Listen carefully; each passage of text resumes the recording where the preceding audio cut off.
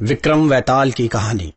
अब तक आपने देखा। विक्रम ने एक बार फिर वैताल को बरगद के पेड़ से उतारकर कंधे पे डाला और साधु की ओर बढ़ चला। राजा विक्रम, मेरे विचार से तुम साधु की सहायता कर तो रहे हो, पर इस तरह बिना सोचे समझे दिए गए वचन और बोले गए शब्द अक्सर व्यक्ति के नाश का कारण बनते हैं। राजन। देवर जी, मेरी बहन शोभा ने आपका तिरस्कार किया, जिसकी वजह से आप उससे क्रोधित है। पर मुझे लगता है जैसे आप मुझसे भी नाराज हैं। पर मैं क्या करूं? शोभा मेरी छोटी बहन है। उसके भविष्य को लेकर मैं बहुत चिंतित रहती हूँ। भाभी जी, आप अपने मन से भय निकाल दें। अच्छा, आप ही बताइए, मैं ऐसा क्या करूं जिससे आपके मन का भय दूर हो जाए और आप बिल्कुल निश्चिंत हो सकें। आप आधा व्यापार और आधी संपत्ति अपने भाई सुधाकर के नाम लिख दीजिए। अरे आधी क्यों? मैं तो पूरी संपत्ति सुधाकर के नाम करने को तैयार हूं भाभी जी।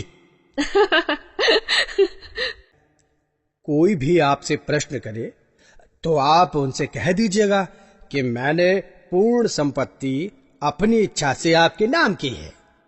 मैं अपनी बुद्धिमता और समझ से धन अर्जित करने जा रहा हूं। धन कमाने के पश्चात ही वापस लौटूंगा। और जहां तक शोभा का मेरा तिरस्कार करने का प्रश्न है, तो मैं शोभा से भी अधिक सुंदर स्त्री से विवाह करूंगा। आश्चर्यजनक कहानी।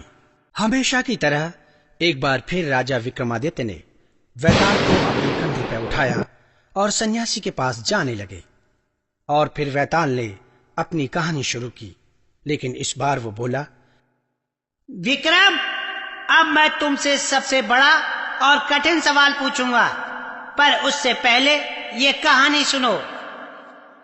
बहुत समय पहले दक्षिण पंथ में एक मांडलिक राजा राज किया करते थे, जिनका नाम था धर्मराज।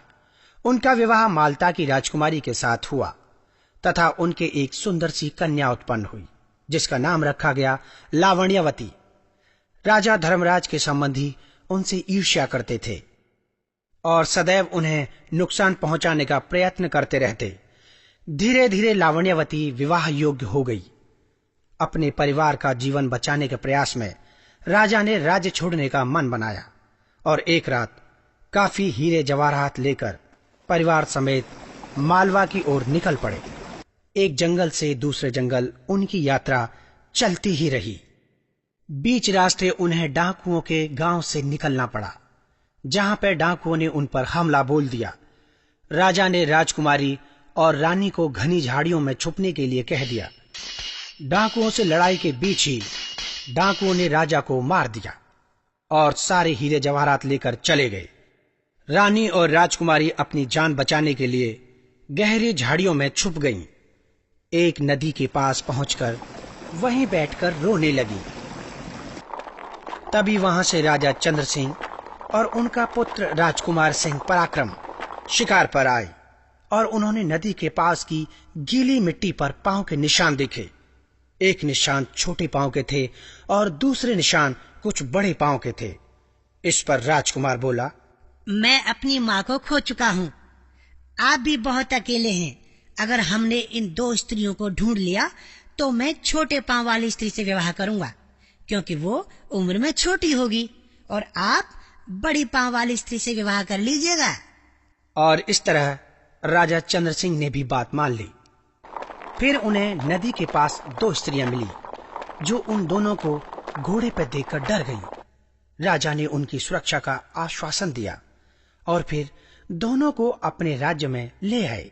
अचरज वाली बात तो ये थी कि रानी के पांव छोटे थे और राजकुमारी के पांव बड़े। राजा ने राजकुमार को दिए गए शब्दों का मान रखा और बड़े पैर वाली राजकुमारी से विवाह किया, और सिंह पराक्रम को रानी से विवाह करना पड़ा। इस तरह राजकुमारी लावण्यवती अपनी ही माँ की सास बन गई। कुछ सालों के भीतर ही दोनों ने पुत्र पुत्रियों को जन्म दिया और फिर उनका वंश भी आगे बढ़ने लगा। तो बताओ विक्रम, दोनों के बच्चों का आपस में क्या रिश्ता हुआ।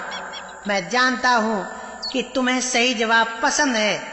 अगर नहीं बताया तो तुम्हारा सर कट जाएगा, और बताया तो मैं उड़ जाऊंगा राजन।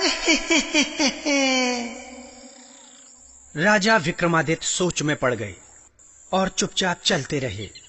तब वैताल ने सोचा, इस सवाल का जवाब शायद विक्रम को नहीं पता।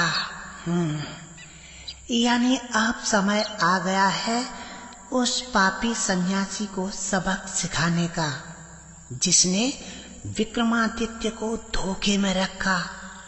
अब मैं अपनी शक्ति इस सच्चे राजा को दूंगा, उस पापी को नहीं। और फिर वैताल ने राजा से कहा, राजा विक्रम, तुमने रात भर इस डरावनी जगह पर रहकर इतने प्रयास किए, एक बार भी अपने कर्तव्य और वचन से पीछे नहीं हटे। अब मैं तुम्हें जो सच बताऊंगा उसे ध्यान से सुनना। जिस सन्यासी ने तुम्हें ये काम सौंपा है वो पापी है। वो फिर से मुझे अपने तंत्र मंत्र से इस शव में बुलाएगा, फिर तुम्हें पेट के बल लेटने के लिए बोलेगा और उसी वक्त तुम्हारा गला काट देगा, क्योंकि उसे तुम्हारी बलि देनी है। तुम पहले उसे खुद ऐसा करने का कहना, ताकि उससे पहले तुम उसका गला काट सको। ध्यान रहे विक्रम, सिर्फ एक पल में पासा पलट सकता है। और ये कहकर वैताल ने शव छोड़ दिया और ओझल हो गया, और शव लेकर विक्रम सन्यासी के पास आ गया। For more updates, subscribe to our channel, click the show links and enjoy watching the videos.